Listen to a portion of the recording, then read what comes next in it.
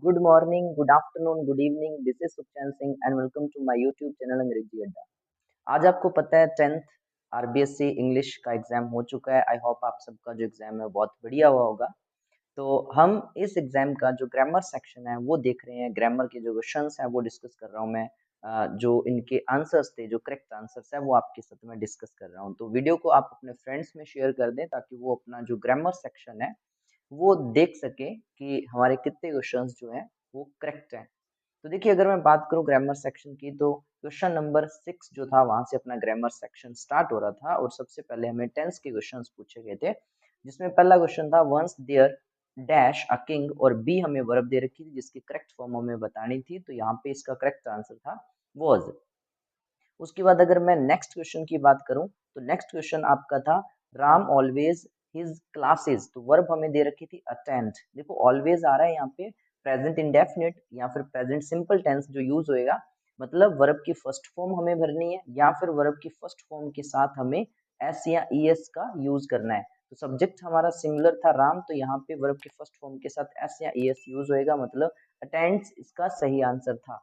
और उसके बाद we had gone to our house before father dash. कम हमें वर्ब दे रखी थी। ये आपको पता है जब दो सेंटेंस आफ्टर बिफोर टिल इन सब से जुड़े हों और जिसमें दो कंप्लीट काम दिए गए हों, एक काम पास्ट में पहले कंप्लीट हुआ और एक उसके बाद कंप्लीट हुआ, तो जो ज्यादा पास्ट में कंप्लीट हुआ उसे हम हैड प्लस वर्ब की थर्ड फॉर्म में लिखते हैं, जो कि लिखा गया। और जो काम पास्ट में हमने बाद में किया था वो हम पास्ट इंडेफिनिट में मतलब वर्ब की सेकंड फॉर्म में लिखते हैं। तो यहाँ पे पिता के आने से पहले वो घर चले गए थे, तो ये पहले काम हुआ। फादर बाद में आए थे, तो इसको लिखना पड़ेगा वर्ब की सेकंड फॉर्म में। सेकंड फॉर्म दे रखी है केम। ठीक है। नेक्स्ट अगर अपने टेंस के क्वेश्चन की बात करें तो जो आपका फोर्थ क्वेश्चन था वो था ही डैश हियर सिंस 1 जनवरी 2020, मतलब 2020 से वह यहाँ रह रहा है। देखो, जब कोई काम पास्ट में किसी पॉइंट ऑफ टाइम या पीरियड ऑफ टाइम से शुरू होकर प्रेजेंट तक हो रहा हो, तो प्रेजेंट परफेक्ट कंटिन्यूअस टेंस का यूज करते हैं, क्योंकि देखो वो 2020 से उसने रहना शुरू किया, प्रेजेंट में भी अब रह रहा है, तो ये काम चल रहा है, तो इसको लिखा जाएगा हैज बीन या हैव बीन प्लस वर्ब की first form plus ING. Subject हमारा सिंगुलर है तो यहाँ पे रहेगा हैज बीन लिविंग, तो ये इसका करेक्ट आंसर रहेगा। उसके बाद देखिए 7 नंबर जो क्वेश्चन था उसमें हमसे जो नरेशन है उसके क्वेश्चंस पूछे गए थे। तो नरेशन में जो पहला क्वेश्चन था, देखो जो हमें इनडायरेक्ट में चेंज करना था, He said to me, please give me your pen। तो उसने मुझे कहा, क्या कहा था, प्लीज मुझे अपना पेन दीजिए। तो ये एक इम्पेरेटिव सेंटेंस था। इम्पेरेटिव सेंटेंस में रिपोर्टिंग वर्ब सैड को हम रिक्वेस्टेड में चेंज करते हैं। तो ही रिक्वेस्टेड मी, और उसके बाद देखो कोमा इन्वर्टेड कोमा हटा के हम क्या करेंगे, कनेक्टेड टू लगाते हैं। तो हमने टू लगाया, उसके बाद वर्ब की फर्स्ट फॉर्म टू गिव। और देखो मी जो था वो आपका फर्स्ट पर्सन है, तो फर्स्ट पर्सन चेंज होते हैं आपके जो रिपोर्टिंग वर्ब का सब्जेक्ट है, मतलब उसने ही के अकॉर्डिंग चेंज होना था। तो मी को हमने चेंज किया हिम में।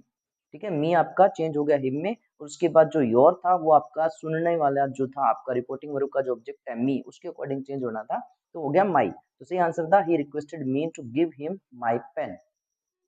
उसके बाद देखिए सेकंड था he said to me where are you going. तो इंटरोगेटिव सेंटेंस है। इंटरोगेटिव सेंटेंस में अब अपनी जो रिपोर्टिंग वर्ब होती है उसे आस्केड में बदल देते हैं, तो होगा ही आस्केड मी। और कनेक्टिव देखिए वेयर ही लगेगा, क्योंकि डब्ल्यूएच वर्ड से जब हमारा इंटरोगेटिव सेंटेंस शुरू होता है तो वही अपने कनेक्टिव लगाते हैं।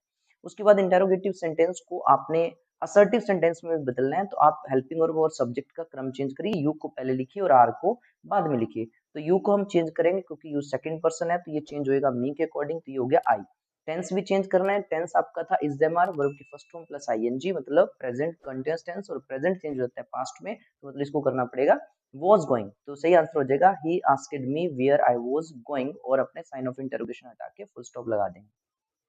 उसके बाद देखिए हमारा जो नेक्स्ट आपका क्वेश्चन था, क्वेश्चन नंबर 8 जो आपका था वो था हमारा क्वेश्चन नंबर 8 हमारा था वॉइस का, सॉरी क्वेश्चन नंबर 8 हमारा था कनेक्टिव्स का, जिसमें हमें सुटेबल कनेक्टिव्स का यूज करते हुए जो दो सेंटेंसेस हैं उनको रिराइट करना था, उनको कनेक्ट करना था। देखो पहला सेंटेंस था he is a teacher, he is a writer, मतलब वह बंदा, कोई एक बंदा ही है जो एक टीचर भी है और एक राइटर भी है। Not only but also say जोड़ना था। तो जो अलग अलग चीजें क्या है, a teacher and a writer, बस एक से पहले नॉट ओनली लगाइए और एक से पहले ए राइटर लगाइए, मतलब he is not only a teacher but also a writer. ये इसका करेक्ट आंसर हो जाएगा।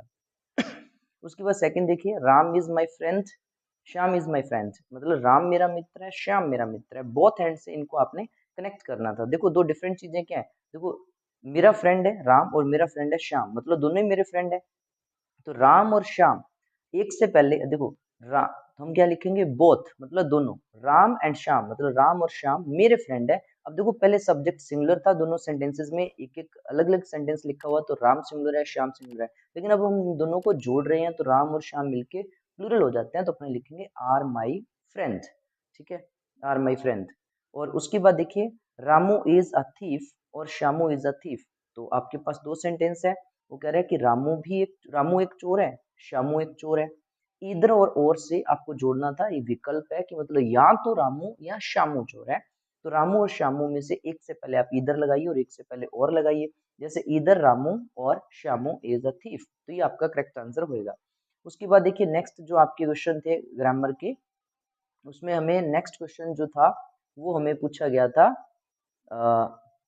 वो हमारा था रिलेटिव प्रोनाउन का। ठीक है, वो क्वेश्चन था आपका रिलेटिव प्रोनाउन का, जिसमें पहला आप देखिए ये वाला question, the book is on the table, book table पर है, the book has a white wrapper, और बुक के ऊपर क्या व्हाइट कलर का रैपर है।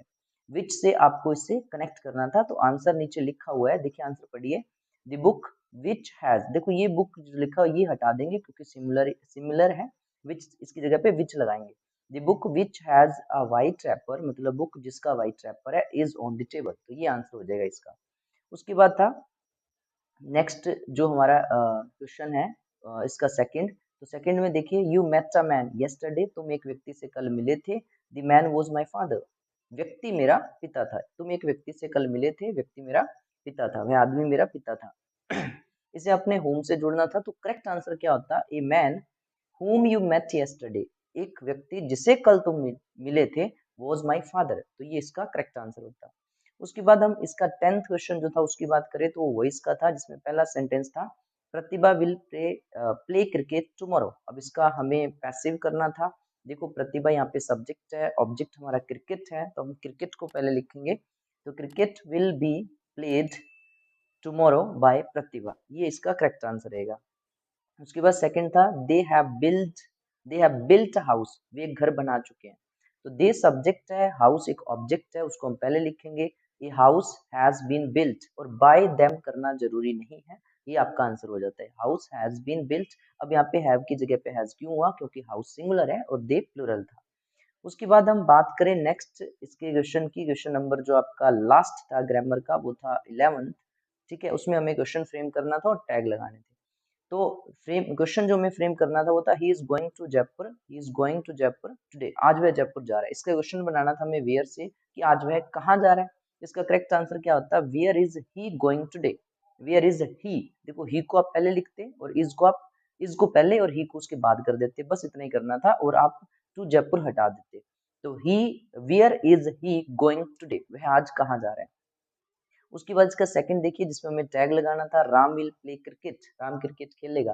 पॉजिटिव स्टेटमेंट है, टैग नेगेटिव बनेगा, तो विल नॉट की कॉन्ट्राडिक्टेड या शॉर्ट फॉर्म क्या है, वॉन्ट ही। ठीक है, कॉन्ट्राडिक्टेड फॉर्म है वॉन्ट ही, तो ये इसका आंसर होएगा। आई होप आप सबके जो आंसर्स है वो क्लियर हो गए होंगे। तो वीडियो अच्छी लगी है तो आपके फ्रेंड्स के साथ आप शेयर करिए और मेरे चैनल को सब्सक्राइब करें, ताकि इस प्रकार की जो और इम्पोर्टेंट वीडियोस हैं आपकी स्टडी से रिलेटेड वो आपको मिल सके।